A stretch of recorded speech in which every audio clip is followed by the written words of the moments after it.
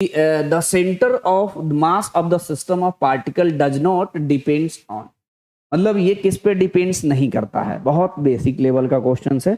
इसमें कह रहा है किस पे नहीं डिपेंड करता। पहला कह रहा है the position of the particles, दूसरा कह रहा है the relative distance between the particles, और ये कह रहा see the masses of the particle, और ये कह रहा है force acting on the particle.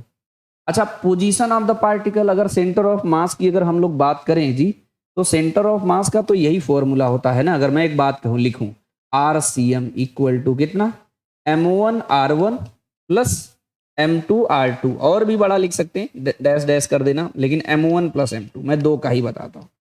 अच्छा ये बताओ, मास तो आ रहा है जी RCM में, और ये पोजीशन वेक्टर भी आ रहा है हमारा, मेरी बात समझे, यानी पोजीशन ऑफ द पार्टिकल भी आ रहा है, रिलेटिव डिस्टेंस उसके बीच का रिलेटिव सेपरेशन क्या है, इस पे ये भी डिपेंड करेगा, और मासेस ऑफ द पार्टिकल, तो सीधे बात है तीन पे डिपेंड कर रहा। फोर्स इस फॉर्मूले में कहीं है F, इस फॉर्मूले कहीं भी F नहीं है, यानी इसका मतलब जो है F नहीं आएगा, F फॉर्मूले में नहीं आएगा, यानी F पे डिपेंड नहीं करता, यानी डी ऑप्शन करेक्ट है।